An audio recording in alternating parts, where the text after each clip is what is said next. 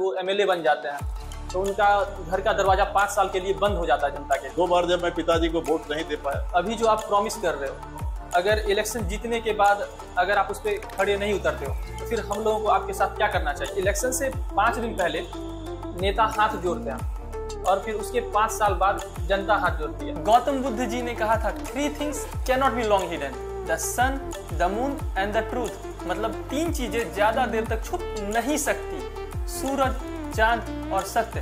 But I feel that sometimes the truth can be hidden, same like solar और lunar eclipse. और उसी सत्य की खोज में मैं निकल पड़ा हूँ। So come join me and be a part of this fantastic journey. But अब सवाल ये है कि इस लाइन में मैं आखिर आया ही क्यों? तो इसका सिंपल सा आंसर है, इसमें मेरा शुरू से ही 0 इंटरेस्ट रहा है। मजाक कर रहा, बताता हूँ। हाँ आ रहा। ये राज भी उसी के साथ चला गया सर। चाचा विधायक हमारे, ये डायलॉग आप लोगों ने बहुत बार सुना होगा। खुद मैं भी बचपन में ये बहुत बार बोलता था। तब ये नहीं सोचा था कि सच में कभी किसी विधायक से बात होगी, लेकिन आज मैं सर से बात कर रहा तो मुझे तो बहुत अच्छा लग रहा। सर आपको कैसा लग रहा? नहीं, मेरे से तो कोई भी यंग नौजवान मिलता है और कोई काम की बात करता है तो हमें काफ़ी खुशी होती है। और मैं इस बात को और भी ज़्यादा अप्रिसिएट करता हूँ कि खास करके मीडिया से जुड़े हुए लोग जब आकर के कोई सवाल करते हैं तो अच्छा लगता है कि जब सवाल क्या है, जनतंत्र में, डेमोक्रेसी का 4 स्तंभ होता है, विधायिका, कार्यपालिका, न्यायपालिका और फिर पत्रकारिता, प्रेस का काम होता है मुद्दों को सामने लाना। इसलिए जब प्रेस के लोग कोई आते हैं मिलने के लिए, उसमें भी यंग कोई नौजवान प्रेस रिपोर्टर आते हैं तो हमें और खुशी होती है। और आप तो घर के हैं, इसलिए क्या दिक्कत है? सर तो आप कैसे हैं? मतलब ये पहला सवाल मेरा यही होगा। बहुत अच्छा है। सर दुनिया में कहीं भी कोई भी इलेक्शन होता है तो एक टर्म है जो हमेशा सुनने को मिलता है, बदलाव। क्या आपको लगता है इस बार आपके भी क्षेत्र में बदलाव देखने को मिलेगा या फिर लोगों का आप पे भरोसा बना रहेगा? नहीं, बदलाव, बिल्कुल बदलाव की जरूरत है, लेकिन बदलाव की जरूरत जो है वो क्षेत्र का सवाल नहीं है। बिहार में बदलाव की जरूरत है। अच्छा, जो सरकार है उस सरकार को बदलने की जरूरत है। और अगर नहीं बदला गया तो बिहार और कितना गड्ढे में नीचे चला जाएगा, इसको कहना मुश्किल है। बेरोजगारी की जो समस्या है उसको लेकर के युवाओं में बहुत गुस्सा है और इसलिए बदलाव की आवाज तो है, लेकिन सरकार को बदलना है। सर कोई 3 काम जो आपने इन 5 सालों में अपने क्षेत्र में किया हो और कोई 3 काम जो आपने नहीं किया लेकिन आपको करना चाहिए था? इन्हें 3 काम जो आप बता रहे हैं कि एक एमएलए का तो 3 काम होता है, ये जान लीजिए। पहला काम होता है कि आपको जनता की आवाज को सदन में उठाना। दूसरा काम होता है डेवलपमेंट के लिए जो सवाल सामने आता है उसको जनता तक पहुंचाना है। और तीसरा होता है कि जिस जनता ने आपको चुन करके सदन में भेजा है उस जनता के सुख का, दुख का हिस्सा बनना। आपने 3 काम के बारे में बोला। अगर मैं इसको डिटेल में बताऊं तो कोई 3 घंटे से ज्यादा का होगा, लेकिन मैं 3 मिनट में कह रहा हूं कि पहला जो काम था वो काम था, क्योंकि हमसे पहले जो एमएलए थे राम बालक जी, और उससे पहले 26 साल हमारी पार्टी का है। तो 26 साल हमारी पार्टी के जो एमएलए थे तो वो बराबर सदन में जनता के सवाल को उठाते रहते थे। लेकिन 10 साल जो बीच में राम बालक जी आए जदयू के, वो 10 साल में कोई एक क्वेश्चन नहीं किया। जबकि एक एमएलए का मुख्य काम होता है, पहला काम होता है, महत्वपूर्ण काम होता है जनता की आवाज को सदन में उठाना। बिल्कुल।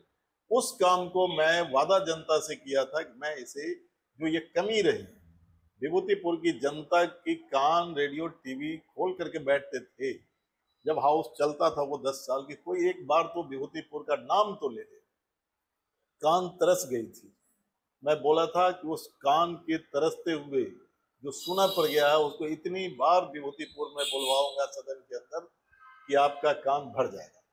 और मैं किया। 5 साल में कुल 120 दिन तकरीबन हाउस चले और 120 दिन में मुझे भी इसका आकलन नहीं था।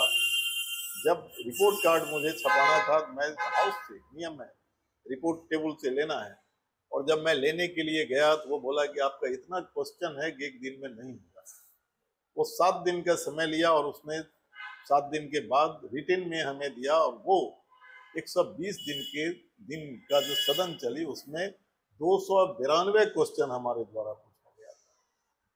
विधानसभा की जितने प्रश्न की जो श्रेणियां हैं, हर श्रेणी का मैं यूज किया। एक ये काम जो था वो मैं करके, और हर तबका के सवाल, किसान के सवाल को उठाया, उनके उत्पादित वस्तु के कीमत का सवाल को उठाया, उन उत्पादन में लगने वाले वस्तु पर अनुदान के सवाल को उठाया, फिर उसके लिए बाजार के सवाल को उठाया, उसके लिए पटवन सिंचाई के लिए बिजली के सवाल को मैं उठाया, मजदूर जो है उनके सवाल को भी उठाया, उनकी जिंदगी की बेहतरी कैसे होगी।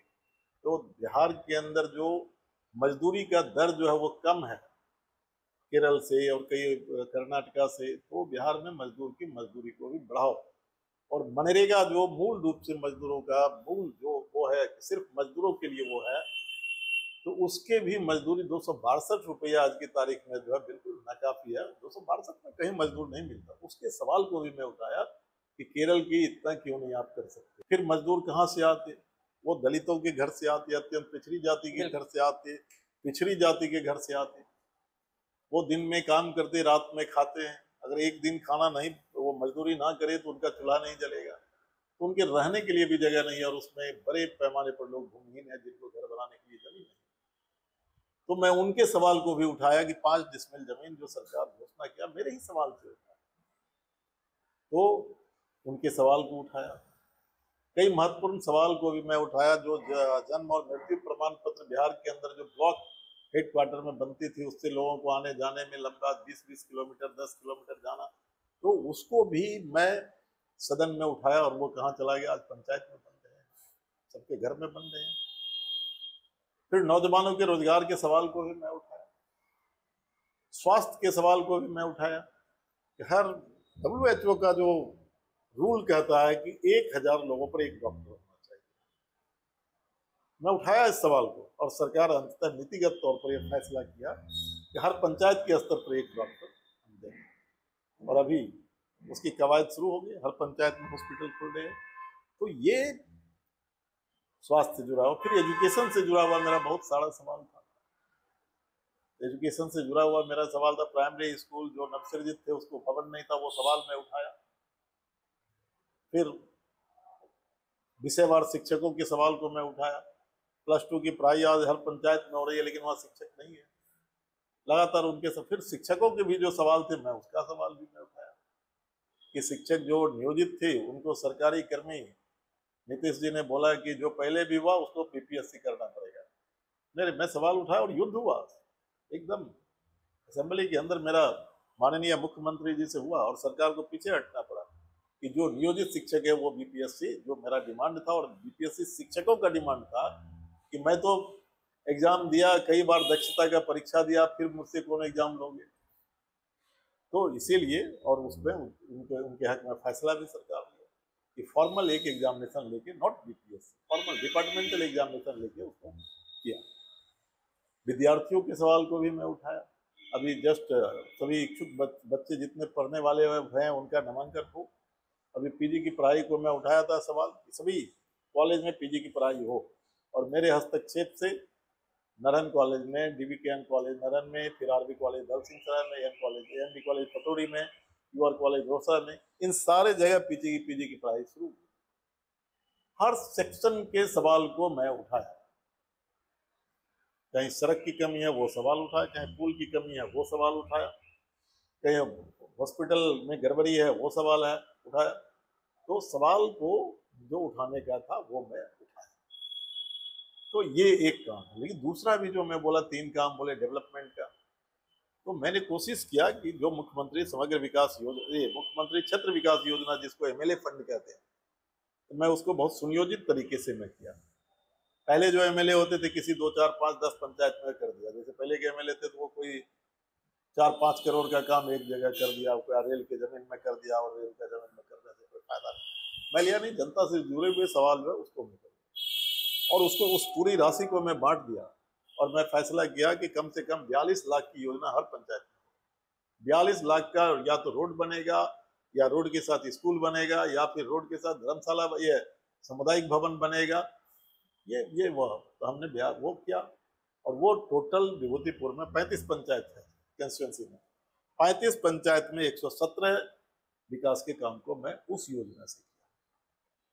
और उस योजना से आपको जानकर के खुशी होगी कि सरकार पहले सर्व शिक्षा अभियान के तहत हर पंचायत के बच्चे को पढ़ने के लिए दूर ना जाना पड़े, उसके लिए वो योजना लिया था कि हम उसके गांव में मोहल्ले में स्कूल खोले, और खोल भी दिया था। नवसृजित विद्यालय बोलते, प्राथमिक नवसृजित विद्यालय। अच्छा, वो खुला?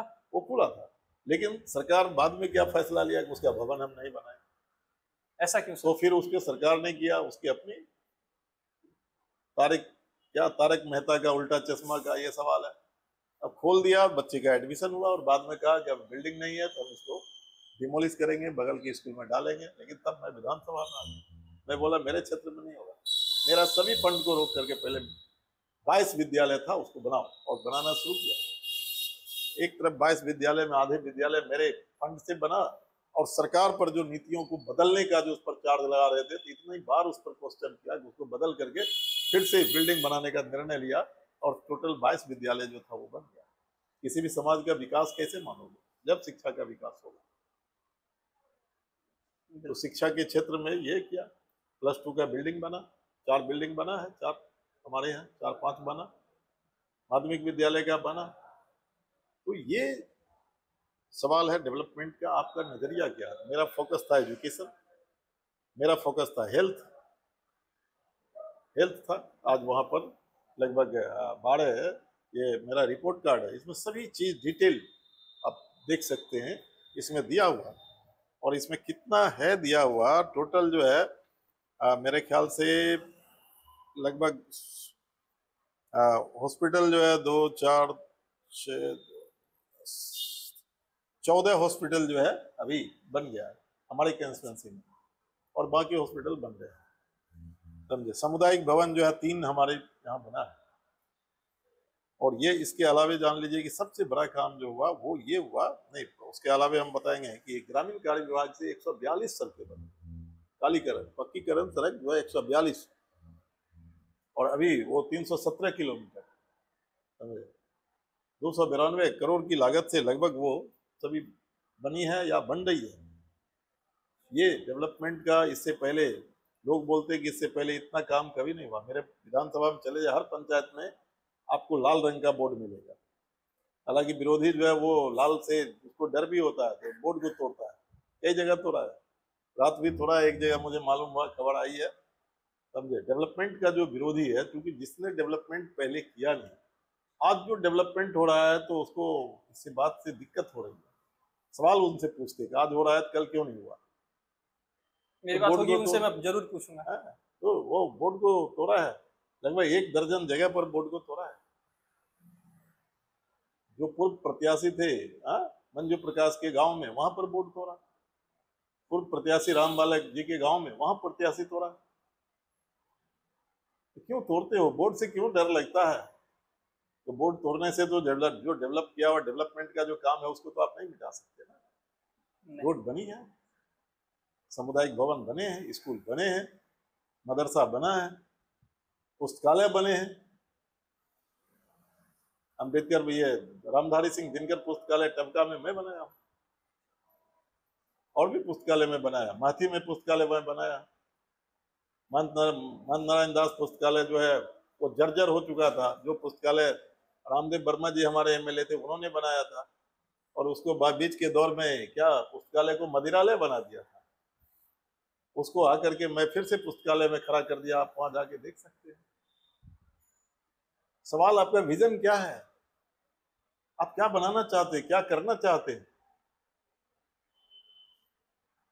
ये है तो डेवलपमेंट का जितना जो काम था वो मैं मोटे तौर पर मैं कह सकता हूँ। पुल भी बने, 3 पुल बना, तो आपको यहाँ चकब्बी में पुल बना, टबका में पॉलिटेक्निक के बगल में पुल बना, देसरी में जो है धनिया पर पुल बना, और वो 3 पुल अभी चालू, और वे 2 पुल और बन रहा है।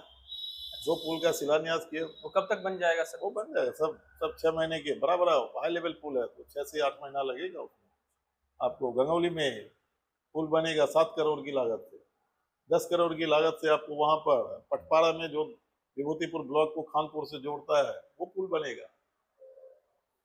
तो जो डेवलपमेंट का जितना मोटा मोटी हो सकता था वो हुआ, लेकिन सबसे बड़ा काम जो हुआ डेवलपमेंट का वो हुआ आपको अंबेडकर जो आवासीय विद्यालय 720 बेड का मतलब 720 बच्चे वहां रहेंगे, रह के पढ़ेंगे, उनके खाने पीने सब चीज की व्यवस्था वहां रहेगा और उसके देखभाल के लिए करीब 100 टीचिंग नॉन टीचिंग स्टाफ भी रहेगा। तो इतना बड़ा प्रोजेक्ट जो है वो 49 करोड़ की लागत से अभी बन गया, रंग पेंट हो रहा है, उद्घाटन के लिए खड़ा हो रहा है। फिर 3 करोड़ की लागत से अम्बेडकर हॉस्टल भी बना घुसवर पंचायत में, समझे। तो ये सब चीज काम जो है, जो सेकेंड काम था वो भी मैं कह सकता हूं वो हुआ। फिर आपको हम बता सकते हैं कि तीसरा जो मैं तीसरी बात जो मैं बोला कि जिस जनता ने हमें चुन करके भेजा उसकी सुख दुख का हिस्सा बनना।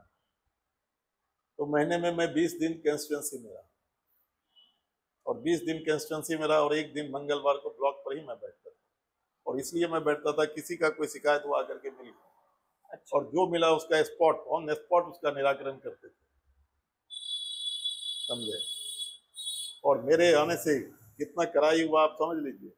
करप्शन में वहां पर 4 आवास सहायक उसकी नौकरी चली गई, 3 कर्मचारी जो है अभी प्रधानमंत्री आवास का सर्वे हो रहा था उसमें सस्पेंड हो गया। अभी आशा की बहाली में पैसा लिया, मेरे पास कंप्लेन आया, उसकी जांच के लिए मैं लिखा और फिर हेल्थ मैनेजर विभूतिपुर का और फिर बीसीएम, ये दोनों सस्पेंड होके घर बैठा हुआ। डॉक्टर नहीं बैठता था, वो पैसा दे करके पहले। ये तो सर हर सरकारी हॉस्पिटल का नहीं, अभी जाइए विभूतिपुर में ना, तब आपकी धारणा बदल जाएगी। अच्छा, वहां बैठते हैं डॉक्टर 24 घंटा पीएचसी में 24 घंटा डॉक्टर बैठता है। और जो गांव में भी जो प्राथमिक स्वास्थ्य उपकेंद्र है वहां पर भी 10 बजे से लेके 3 बजे तक डॉक्टर बैठते हैं। लेकिन वो बैठते क्यों हैं? वही तो हॉस्पिटल पहले था, वही डॉक्टर पहले था, वही याद है। वो घर में रहेगा, ड्यूटी नहीं करेगा, नहीं करने के लिए हमको पैसा देगा, पैसा हम लेंगे तो ड्यूटी नहीं करेगा। नड़न में ताला लगे हुए थे, 6 साल से ताला लगवा दो, ताला को हम तोड़वाए, वहां डॉक्टर अब बैठता है, वही डॉक्टर है जो पहले था वही बैठता है। तो ये सारे जो काम है वो काम वहां पर हुआ। स्कूल में क्या था, मास्टर जो है डिप्यूटेशन में रहता था, 130 टीचर विभूतिपुर का डिप्यूटेशन में था। मीटिंग करके मैं बोला डीओ को, एक दिन में डिप्रेशन तोड़ दिया, सब स्कूल में चला गया। सवाल आपकी इच्छा शक्ति क्या है? आप चुनाव जीत करके करना क्या चाहते हैं? आप चुनाव जीत करके करना क्या चाहते हैं ये निर्भर करता है। अपनी कैपिटल तो बढ़ा लोगे, अगर ये इच्छा हो तो बढ़ा लोगे। तो मेरे पास जान लीजिए ना कोई कॉन्ट्रैक्टरी का लाइसेंस है, मेरे पास नहीं है, ना मेरे पास कोई बिजनेस है, ना मेरे पास कोई रोजगार है, ना मेरे पास कोई होटल है, ना मेरे पास कोई पेट्रोल पंप है, ना मेरे पास कोई प्राइवेट स्कूल है। तो मेरा काम क्या है? जनता का काम करना या पार्टी का काम करना, वो मैं करता हूँ। तो तीसरा काम भी मैं किया। 3 सवाल आपको मैं बोला था 3-5 लाइन में, लेकिन ज्यादा समय लिया, लेकिन वो है अपना ही है, वो उससे कम में होगा नहीं। और मैं उस समय भी मैं उनके बीच गया जब पूरे बिहार के सभी एमएलए, सभी मिनिस्टर, कोरोना काल का याद कीजिए, सब घर में बैठे हुए थे, कोई घर से नहीं निकलते थे, लॉकडाउन था और हमारी जनता जो हॉस्पिटल में जूझ रही थी, दम तोड़ रहे थे। मैं हर हॉस्पिटल में जा रहा था उसके दर्द को बांटने के लिए। सदर अस्पताल में जा रहे थे, रोसड़ा हॉस्पिटल जा रहे थे, जहां हमारा मालूम होता था हमारी कंस्टिट्यूएंसी की जनता कहां पर है। दल सिंह सराय में मैं अपने नजरों से अपने वोटरों को दम तोड़ते हुए मैं देखा, नजर के सामने में अलविदा कहते हुए मैं देखा। तो दर्द को बांटने का जो है, कोई एमएलए जा करके कोई डॉक्टर नहीं होता, लेकिन उसके जाने से उसकी हिम्मत बढ़ती है। उसको लगता है कि मेरा जो है एमएलए मेरे सामने खड़ा है, उसको ताकत मिलती है। मैं गारंटी कर रहा हूं पूरे बिहार का कोई एमएलए नहीं जा रहा था, मैं जा रहा था। डॉक्टर डर रहा था, हाथ जोड़ के खड़ा होता था कि विधायक जी आपको कुछ हो गया तो मैं फंस जाऊंगा। मैं बोलता था मेरी चिंता मत कर, लेकिन तू मेरे साथ चल, बताओ इसको कहाँ पर बीमारी है, कितना अभी ऑक्सीजन है लेवल, ये क्या है, ये सारी चीज मैं किया। इसीलिए एक एमएलए होने की हैसियत से जो जिम्मेदारी मेरी थी उस काम को। सर जब इतना बता दिया आपने तो कोई एक कमी बता दीजिए आप अपना और अपनी पार्टी का। ये कमी जो आप बोल रहे हैं, जनता की आकांक्षा बहुत बड़ी है, और जो आकांक्षा है हर वो चीज चाहता है कि एमएलए से हम पूरा करें। बिल्कुल। मैं असमर्थ हो जाता हूँ। जब एक पंचायत के लेवल का मुखिया जी का जो काम है उनकी जिम्मेदारी का है, जैसे नली गली में कोई रास्ता नहीं है, वो सवाल रख दिया, मैं नहीं करता, मेरे अधिकार में नहीं। मैं विचलित तब हो जाता हूं जब किसी दलित मोहल्ले को सड़क की बात उठती है और सड़क नहीं हो पाता है, क्योंकि सरकार की नीतियां हैं कि अगर सरकारी जमीन नहीं है तो सरकार जिनकी जमीन है वो स्वेच्छा से देंगे तब वो बनेगी। और दलितों की बस्ती जो होती है तो वो कहाँ होती है, गांव से बाहर, और उसके तक जाने का जो रास्ता होता है उसके बीच में किनका जमीन होती है, सामंतों की जमीन होती है। मनुस्मृति को पढ़िएगा, हेमंत सोरेन कितना मार्मिक भाषण दिया था जब जेल में उसको बंद कर दिया था, असेंबली में आया, कहा मेरी गलती कुछ नहीं थी, प्रूफ नहीं कर पाई, मेरी गुनाह अगर कुछ थी तो मैं एक दलित और आदिवासी परिवार में पैदा लिया। उन्हें डर है कि इनके बगल में हम बैठेंगे इनके कपड़े गंदा हो जाएंगे। बोला था, बहुत मार्मिक भाषण बोला, और वो आज भी है। ये सवाल जब आता है तब मुझे लगता है कि मैं भी निस्सहाय कुछ नहीं कर पा रहा। ये है मेरी पार्टी का क्या है, मेरी पार्टी का जो सोवियत रूस के विखंडन के बाद जो पार्टी के ऊपर प्रभाव पड़ा वो पूरी दुनिया में पड़ा, उसका मुकाबला किया। नव उदारवादी नीतियों के आने के बाद जो मुकाबला जिस रूप में करना चाहिए था, पार्टी उस रूप में नहीं कर पाई। अगर वो करती तो पार्टी को सेटबैक नहीं लगता, आगे जाती। बिहार में आज तक कभी कोई कम्युनिस्ट पार्टी का सीएम नहीं बना। बिहार में कम्युनिस्ट पार्टी का सीएम कैसे बनेगा? कम्युनिस्ट पार्टी जब बड़ी पार्टी हो जाएगी तब तो कम्युनिस्ट पार्टी का सीएम बनेगा। बिहार में कम्युनिस्ट पार्टी बन ही रही है, अगर हमसे पूछिएगा तो मैं कहूंगा बन रही है। अच्छा, वो अभी इन प्रोसेस, अभी वो लंबा समय है। सर आप खुद को एज ए सीएम देखते हो? नहीं, मैं पहले कभी सपने में एमएलए नहीं सोचा था, सीएम में कैसे सोचूंगा। और मैं सोचता हूँ कि एमएलए और सीएम से भी जो बड़ा चीज होता है वो होता है एक असली इंसान बनना, एक कार्यकर्ता के रूप में अपनी जिम्मेदारी को पूरा करना, और वो मैं कर रहा हूँ। वो किसी सीएम और किसी चीज से वो कम नहीं है। जो जिम्मेदारी है वो अगर पूरा कर रहे हैं तो वो सबसे ऊपर। लास्ट टाइम आपको 45% वोट्स आए थे, इस बार आपकी क्या एक्सपेक्टेशंस है? इस बार मेरा एक्सपेक्टेशन है और मेरी उम्मीद है कि मैं रिपोर्ट कार्ड बाजाबता जारी किया। ये मेरे पूरे 5 साल का काम का खुली किताब है। अगर इसका मूल्यांकन जनता कर ले जिसके लिए मैं दिया, यही तो मेरा मूल्यांकन होगा। अगर इसका मूल्यांकन कर ले, हर पेज और हर सेंटेंस को पढ़ ले, तो मैं समझता हूं कि जनता आशीर्वाद देने में पीछे नहीं रहेगी। क्योंकि पिछले बार जो असेंबली में क्वेश्चन 0 था, ये 292। पिछले बार किसी पंचायत में कोई काम नहीं था, हर पंचायत में मुख्यमंत्री क्षेत्र विकास योजना से एमएलए फंड से कम 4 काम है, और सभी काम को जोड़ दीजिए तो मिनिमम 7 से 8 काम है। वोट लगी हुई, अजय कुमार का शिलान्यास या उद्घाटन किया हुआ है, और जनता के बीच में मैं लिविंग कॉन्टेक्ट में रहता। और कहीं नहीं, कोई एक एमएलए है जो पूरे बिहार का, जिसके बारे में पता कर लीजिए कि एक दिन कोई ब्लॉक पर बैठता हो। अच्छा सर, तो मतलब जनता जब मन चाहे वो आपसे कांटेक्ट कर सकती है? बिल्कुल, मेरा कोई अटेंडेंट नहीं रखता मोबाइल। नहीं, जैसे ऐसा माना जाता है या फिर ऐसा देखा भी जाता है कि इलेक्शन होने के बाद, रिजल्ट होने के बाद, जब कोई भी इंडिविजुअल अगर वो एमएलए बन जाते हैं तो उनका घर का दरवाजा 5 साल के लिए बंद हो जाता है जनता के लिए। अरे मेरा घर नहीं है तो दरवाजा क्या बंद होगा? जिसके 5 मंजिला इमारत रहेगा उसके दरवाजे पर ना गार्ड रहेगा, कुछ राइफल बंदूक वाला रहेगा, उससे पूछो तब जाएगा। मेरा तो घर नहीं है ना। तो फिर मुझे आपसे अगर शिकायत मैं ये कह रहा हूँ, मेरा घर नहीं है, तो घर नहीं है तो खुला जगह, खुली जगह। और दूसरा है कि मेरे से मिलने के लिए तुम्हें बताया कि मैं 20 दिन क्षेत्र में घूमते रहता हूँ और कोई मेरे गाड़ी में मोहर रहता है, लेटर पैड रहता है, जिसको कैरेक्टर सर्टिफिकेट चाहिए, जहां हाथ दिया वहां रोक करके बना के दे दिया।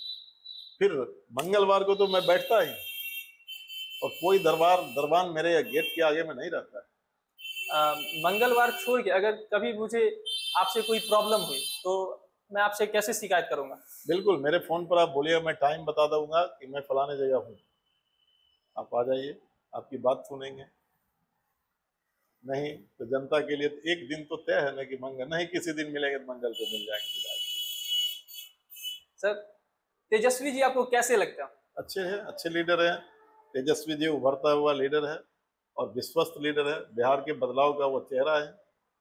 उनके नेतृत्व में बिहार बदल सकता है, बिहार आगे बढ़ सकता है और बिहार अपनी ऊंचाई तक जा सकता है। लास्ट टाइम आपकी उनसे कब बात हुई थी? लास्ट टाइम क्या, मेरी बात बराबर होती है, परसों रात में मेरी बात हुई है उनसे। सर, कुछ पर्सनल सवाल पूछूं? पूछ सकते हैं। आप वेज हो या नॉन वेज? मैं उससे ज्यादा मैं बताता हूँ, मैं बिलीव नहीं करता अल्लाह ईश्वर तेरे नाम, इस सब में मैं नहीं करता।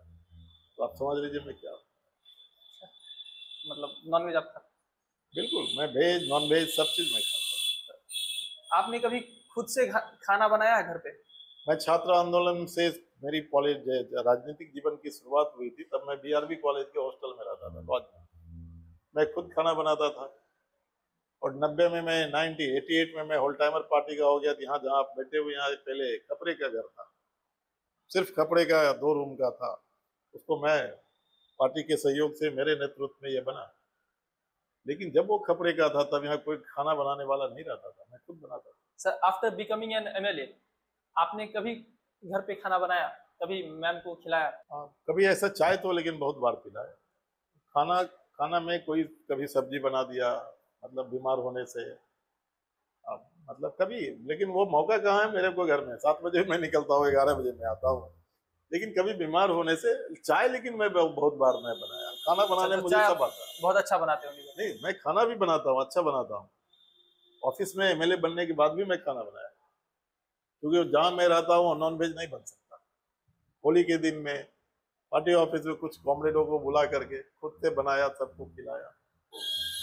अभी इलेक्शन के टाइम आप डेली कितना घंटा काम कर रहे हो और कितना घंटा रेस्ट? मैं तो हर दिन 8 से 9 बजे तक नाश्ता करके निकलने के बाद 11 बजे लौटता, हर दिन, पहले भी।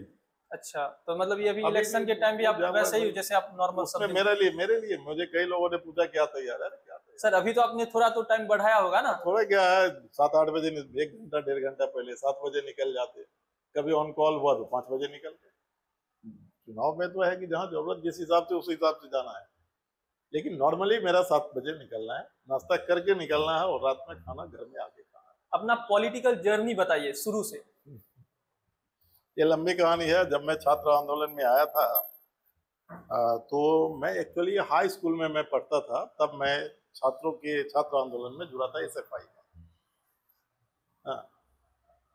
शहीद लाल बहादुर राय की शहादत हुई थी, जो नामांकन के सवाल पर गोली चली और वो समस्तीपुर कॉलेज में गिरफ्तार हुए, जेल में उनकी हत्या हुई पुलिस गोली से। तो उस समय मैं क्लास 7th में मैं पढ़ता था। तब मैं अपने गांव से चल के आया था। 10-22 बच्चे आए थे, सब हाफ पैंट पहन करके आए थे। और बहुत दिलचस्प कहानी है। वो ट्रेन सुबह में वहां से 4:45 बजे खुलती थी। जनवरी, ठंडा का टाइम होता। तो हम लोगों के पास में उतनी समझ उस समय में शायद विकसित नहीं हुई थी कि जाने से पहले घर में बोल के जाए। 22 जो मेरे दोस्त थे सब निकल के आके ट्रेन पकड़ के यहाँ चले आए। शाम में जा नहीं पाए तो सब खोज रहे थे, हमारा बच्चा नहीं, हमारा बच्चा नहीं। पूरा हंगामा गांव में हो गया, ये क्या हो गया। तब तक मुझे हम लोगों को मालूम नहीं था। और लौटने में हम लोग डर भी गए थे कि घर में पूछेंगे तो क्या जवाब देंगे। तो सब लोग रास्ते में मीटिंग किए, चुपचाप घर में पिछले दरवाजे से जाके सो जाना है। तो रात भर घर के गांव के सब लोग परेशान रहे। 22 पिता अपने बच्चों को खोजने के लिए, हम लोग आराम से सोए हुए। सुबह देखा सबके घर में, तो जाहिर है किसी को डांट पड़ी, किसी को लपड़ थप्पड़ चला। वहां से मेरी राजनीतिक शुरुआत हुई। वो मार लगने के बाद? नहीं, उससे पहले शुरू तो पहले कर दिया। अच्छा। शुरू तो पहले कर दिया, तब तो हम आए। अच्छा। तब मैं एसएफआई का यूनिट सेक्रेटरी था हाई स्कूल। उसके बाद मैट्रिक के बाद मैं यहाँ बीआरबी कॉलेज में आ गया। बीआरबी कॉलेज में छात्र आंदोलन में खूब लड़े, मतलब स्टेट लेवल के लिए हासिल किया। आपको क्लास 7 से लग गया था कि आपको राजनीति की तरफ जाना चाहिए? क्लास 7 वहीं से जुड़ाव था। वो एक्चुअली जो है आप कह सकते हैं कि बैकग्राउंड में मेरे दादा जो है वो फ्रीडम फाइटर थे। अच्छा। नेशनल मूवमेंट में मेरी दादी जेल गई थी। दादा थोड़े डरते थे तो जेल वो जाने से डर गए, लेकिन दादी मेरी जेल गई, समझे। मेरे पिताजी जो है वो बहुत संघर्ष करने वाले थे। वो सीपीएम के एमएलए रहे खगड़िया से। तो वो बैकग्राउंड में ये मेरा है, और इसलिए हमें कोई बहुत रास्ता नहीं खोजना पड़ा। एक तरीके से ट्रैकिंग किया हुआ रूट मिला, उस पर हम दौड़ गए। लेकिन यहाँ पर जो मेरा राजनीतिक कैरियर जो छात्र आंदोलन से शुरू हुआ, तो छात्रों के सवाल पर संघर्ष करते हुए बढ़ते गए और कई मुद्दे को मैं उठाया था। खाड़ी संकट के समय में आपका जन्म नहीं हुआ होगा उस समय, तब किरासन तेल नहीं मिल रही थी, स्कार्सिटी हो गया, तो बच्चों के पढ़ने के लिए किरासन तेल, तो इस पर आंदोलन में कर दिया। और विभूतिपुर में हर हाई स्कूल के बच्चों को 2 लीटर जो है सप्ताह में तेल मिलने लगा। सप्ताह में 2 लीटर तेल। फिर उसी को ले आकर के यहाँ सभी कॉलेज में मैं शुरू किया। यहाँ भी कॉलेज में वो लागू हो गया।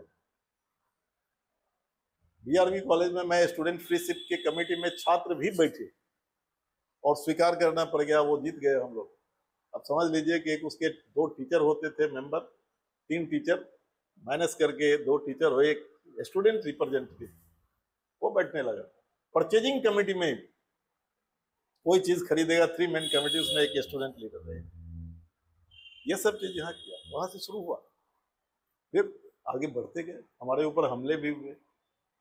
अच्छा। छात्र आंदोलन में मेरे ऊपर हमले हुए, मेरे हाथ भी टूटे थे।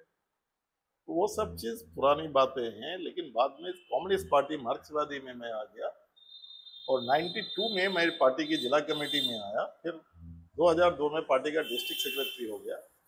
2005 में मैं पार्टी के स्टेट सेक्रेटेरिएट मेंबर हो गया और फिर 5 से लेकर के संघर्ष करते रहे। 16 साल इस जिला का सेक्रेटरी रहे। तो चुनाव भी लड़े 4 बार। पहले, इससे पहले 4 बार लड़ चुका हूँ चुनाव। 2 बार उजियारपुर विधानसभा का अकेले, किसी से कोई समझौता नहीं था। आप गूगल पर सर्च कीजिएगा, अजय कुमार को 20-20 हजार वोट आया था। वो इंडिविजुअल था, इंडिविजुअल नहीं, पार्टी का इंडिविजुअल। और कम्युनिस्ट पार्टी में व्यक्ति कुछ नहीं होता, ये दूसरा पार्टी में होता है। कम्युनिस्ट पार्टी में पार्टी का होता है, उसमें मेरा भी रोल है और भी लोगों का रोल है। लेकिन 20 हजार वोट आना कोई साधारण था नहीं। 2 बार, फिर 15 में भी लड़े, 20 हजार वोट आए। अब 20 में समझौता में हुआ और वो हमें विभूतिपुर भेज दिया, विभूतिपुर से एमएलए बन गया। तो ये है। इसीलिए मेरा राजनीतिक जीवन भी बहुत खुली किताब की तरह है। 16 साल मैं डिस्ट्रिक्ट का सेक्रेटरी रहा, मेरे को एक घर नहीं आया समस्तीपुर में। 2 बार जब मैं पिताजी को वोट नहीं दे पाया, मैं बोला अब यहाँ से घर का नाम काटना है, मैं आ गया समस्तीपुर में। आपने अपने पिताजी को ही वोट नहीं दिया? नहीं, 2 बार मैं नहीं दिया। तब मुझे लगा मैं ये गलत कर रहा हूँ, खुद से आत्मग्लानि हुआ और मैं वहाँ नाम कटवाया। और जहाँ मैं रहता था, बिलारी में मैं रहता था, वहाँ अपना नाम जुड़वाया। मैं और मेरी पत्नी वहीं रहती थी, मेरा वहाँ है। तो इसीलिए मेरी राजनीतिक जीवन भी जो है खुली किताब की तरह। तो ये मेरे तो ऊपर कोई ऐसा मुकदमा नहीं है। को नहीं, मैं पार्टी का यहाँ इंचार्ज होता था ना। जब यहाँ पार्टी लड़ती थी तो मैं इलेक्शन एजेंट होता था, तो पार्टी की जिम्मेदारी को पूरा करना मेरी पहली जिम्मेदारी थी। अच्छा।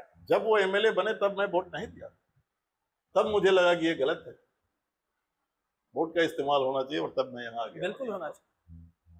तो ये है आपके करियर का सबसे टफ मोमेंट, और उससे आपने क्या सीखा? नहीं, मेरे करियर का टफ मोमेंट मेरे लिए सबसे ज्यादा था कि मेरे सामने में कॉमरेड रामनाथ महतो की, जो जिला के फाउंडर थे, पार्टी के लीडर, उनकी शहादत हुई। और उस समय पार्टी को संभालना मेरे लिए बहुत बड़ी जिम्मेदारी थी, क्योंकि जस्ट हम सेक्रेटरी बने थे डिस्ट्रिक्ट का। रामनाथ महतो की हत्या का मतलब पूरे जिला के फाउंडर लीडर, जो सबसे टॉप लीडर थे, उनकी हत्या। और वो उस पार्टी को सेव करना, दुश्मनों से अपराधियों से मेरे लिए बड़ा काम था, मैं उसको झेला। लेकिन उससे भी बड़ा काम मेरे सामने तब आया जब पिछले चुनाव में हम जब गए,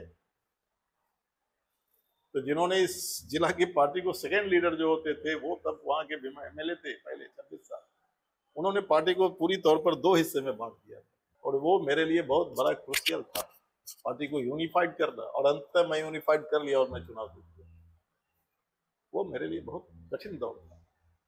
अच्छा, थोड़ी देर आपने पहले बोला कि आप पे हमला हुआ था, तो अभी जब कोई भी इलेक्शन आता है तो कुछ नेता होते हैं जिनको धमकी मिलने लग जाता है, तो ये सच में भी ऐसा होता है या it's just a publicity stunt?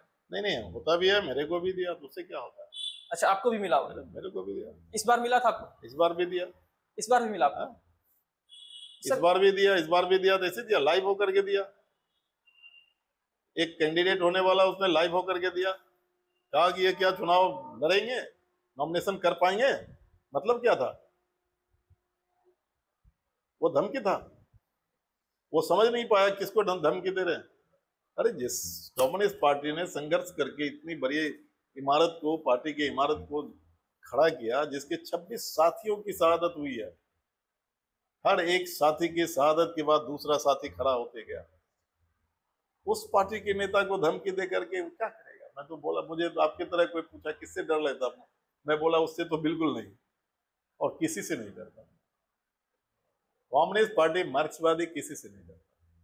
मतलब नहीं डरता। अजय कुमार जी को किसी से डर नहीं लगता? नहीं, जनता से डर है बस जनता से डर। जनता महान है, उसके फैसले से सराखों पर, बस उनसे प्यार भी है, वो प्यार भी देते, लेकिन उनके वो चाहे जो कर दे, बाकी किससे डर है? सर, अभी इलेक्शन जीतने के बाद विभूतिपुर की जनता के लिए आपने क्या सोच रखा? 2-3 चीज मेरे सामने है। पहले एजुकेशन के सेक्टर में है कि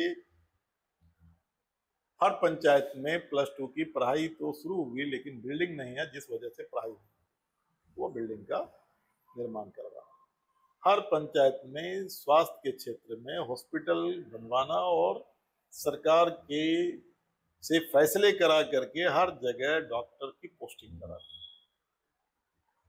शिक्षा, स्वास्थ्य और एग्रीकल्चर के क्षेत्र में उत्पादन घाटे का ना हो, उसके मुनाफे के लिए, उसकी बिजली, सस्ती बिजली मिले पटवन के लिए, और उसके लिए कोल्ड स्टोर, सब्जी का ये इलाका पूरा विभूतिपुर है, चाहे दलसिंह सराय का 6 पंचायत हो या 29 पंचायत, हरी सब्जी रखने का कोल्ड स्टोर हर पंचायत में हो, और उसके लिए बाजार की व्यवस्था हो,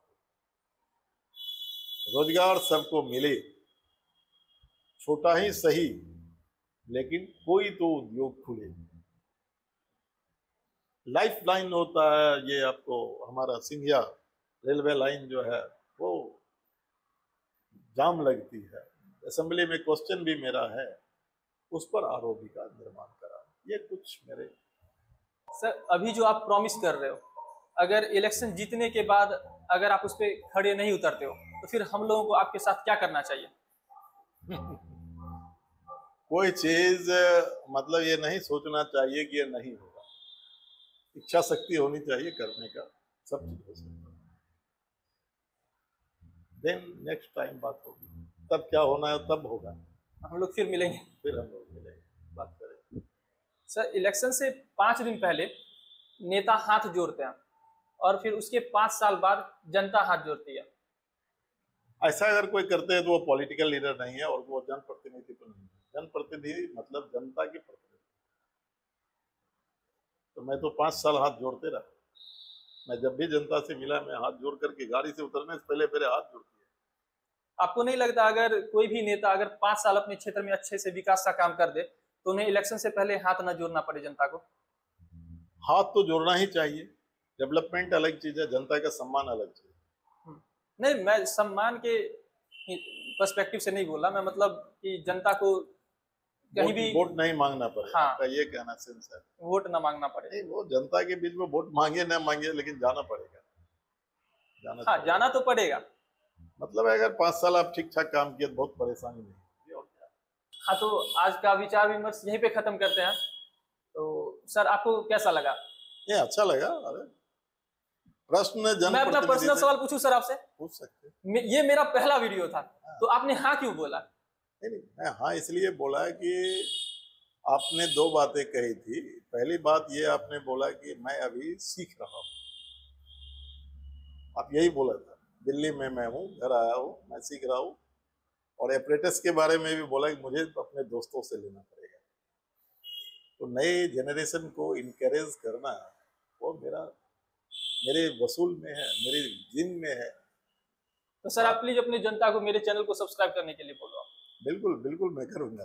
सभी लोगों से इनके चैनल को, सभी लोग नौजवान हैं और ये प्रयास कर रहे हैं। सभी जिनके पास भी मोबाइल है, आप चैनल से जुड़ सकते हैं, तो आप इनको सब्सक्राइब एक्सेप्ट कीजिए और लाइक कमेंट आप जरूर कर लेना। ओके। अरे कहाँ जा रहे हो? बस 1 मिनट। जाने से पहले इस चैनल को सब्सक्राइब कर लो, क्योंकि ये चैनल सिर्फ मेरा नहीं, हम सबका है। और वीडियो पे लाइक कमेंट बरसा दो, मतलब बरसा ही दो। और अगर मुझसे भी कुछ शिकायत है तो वो भी कमेंट करो। I know I am not resourcefully capable at the moment, but मैं आपको एक बात का एश्योर करता हूँ, फ्यूचर में इस चैनल पे आपको बेस्ट मिलेगा। तो चलिए मिलते हैं हमारे नेक्स्ट वीडियो में।